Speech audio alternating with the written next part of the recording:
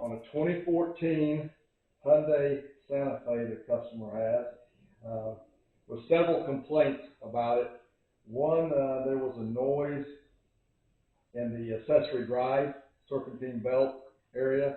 I'd already verified that before, that it was coming from the accessory drive.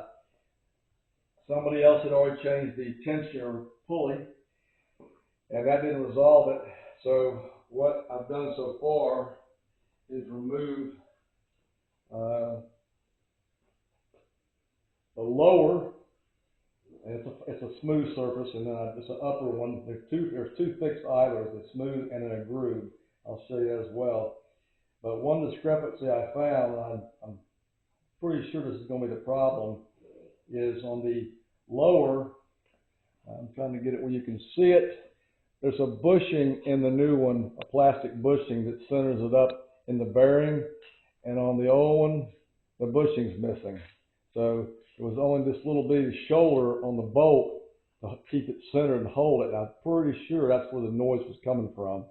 I know it's coming from the accessory drive, so I'm going to have to assume that that's the source. We'll know here shortly. But that's the one item we're changing.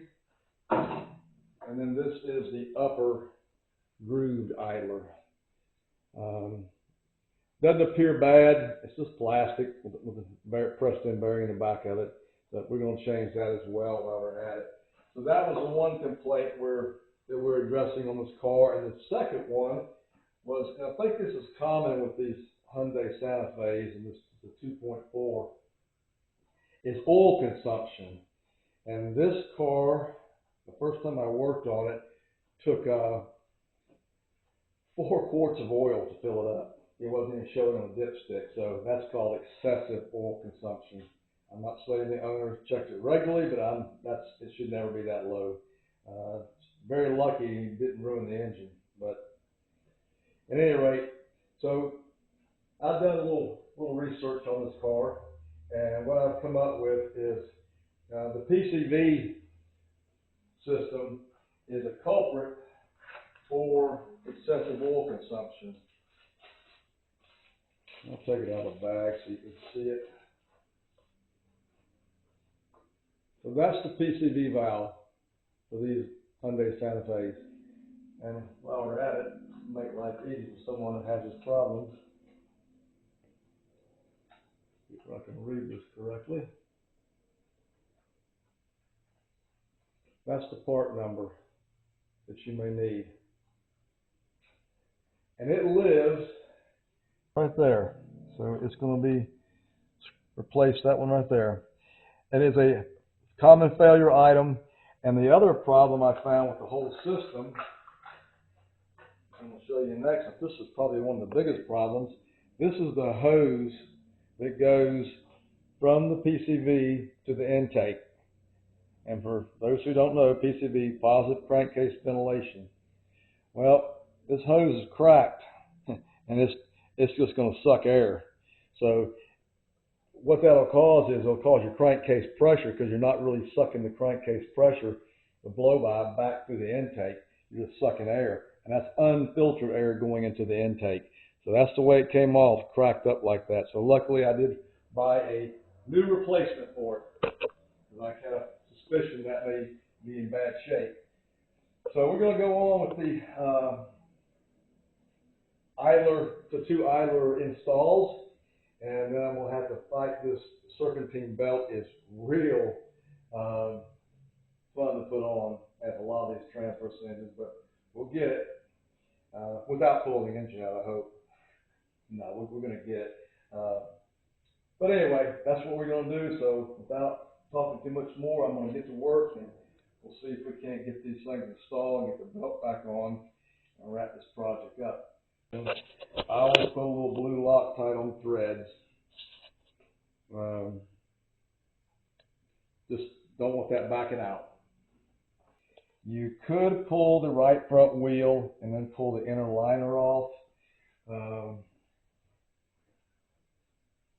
I don't know if it'll give you any better access or not, because where it's located, it's this real close to the frame rail, probably about no more than 3 inches from the frame rail. So it's a tight fit.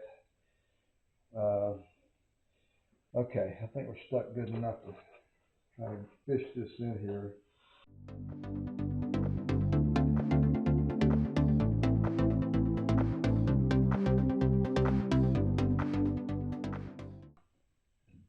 Success. We're going in.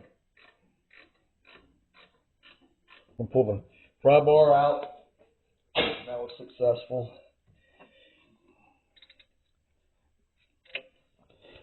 And now we can tighten this one here up. I'm going to have to use old German torque, goon tight. Because you can't get a wrench down in here. Now. And the wrench came off. Super glue is great for that. It breaks loose real easy, but it sure holds it on to keep from having to retrieve it later. So success on that one. And it spins good. So I got one with a bushing in it now. And hopefully that was our issue. Like I said, the tensioner and idler have been changed. I don't feel any roughness in it. Feels pretty good. The alternator feels good. I don't really see any issues there. You can't engage. I can't do anything with a compressor. So you only got the water pump in the back, but the noise was in this area, and I put a stethoscope on it, and I got my most noise at this bolt right here. So that's the one with bushing was missing in the bearing. So we'll put the upper on now. Doing what I did last time, I believe. Let's see if we can get started.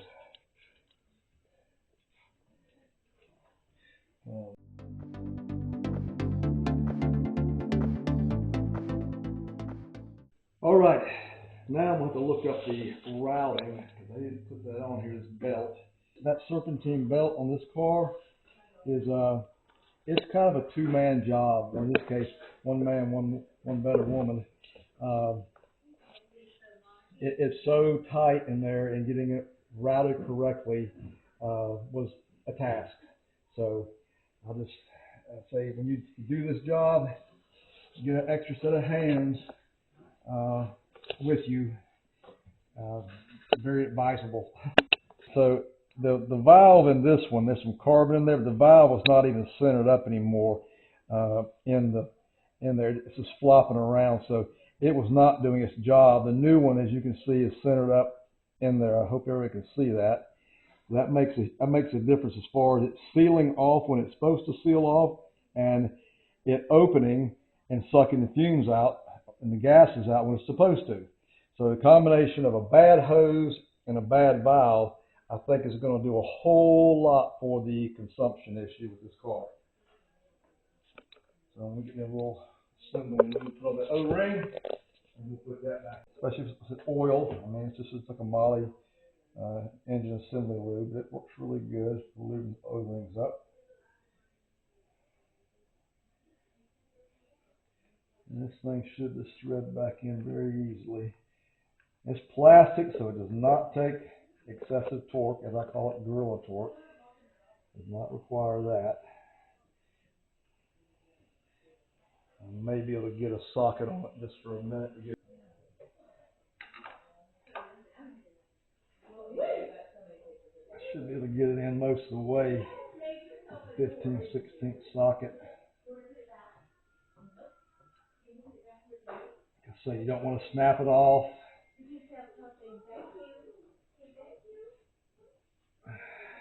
Let's see, not like that.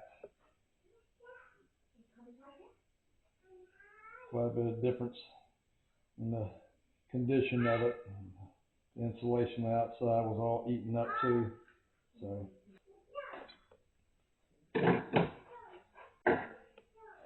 there's a little bite. I'm on the small part of the hose, so there'd be a little bite on it. and the large part. Right about there should work. Let's see how that works for us.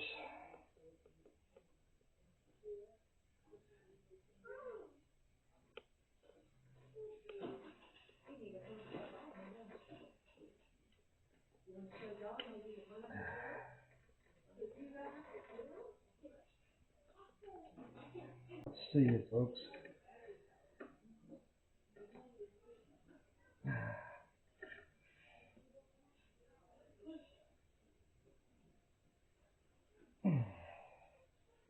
Right, now we gotta put the clamp for the inside.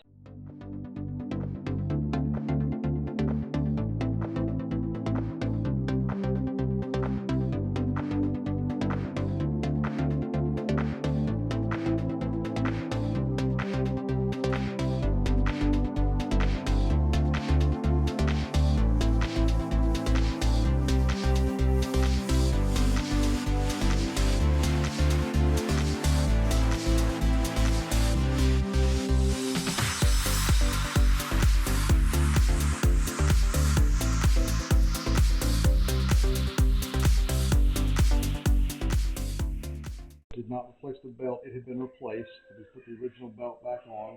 Put a new hose, PCV hose on it, and a new valve. So that will hopefully help with the oil consumption. So let me give it a start and see how that sounds. We got the noise.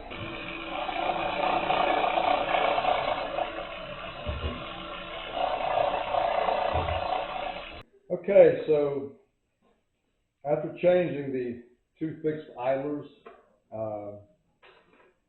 there's still a noise in this engine, and I'm not really surprised. I didn't see smoking gun. I did see a missing bushing on the lower fixed idler, but it's only at a certain RPM you hear it. But this engine has two hydraulic tensioners, one for the oil pump drive chain and the other one for the cam. So this engine is run low on oil several times, I know. As I said in the beginning, when I first worked on it, it took 4 quarts of oil, so it's run low. That can damage timing chain, tensioners, anything internal in the engine. Cause chain stretch, guide wear. So with all that being said, it really sounds like I stethoscoped it, and the noise really sounds like a rattle from the chain. You can pick the RPM up, it'll go away.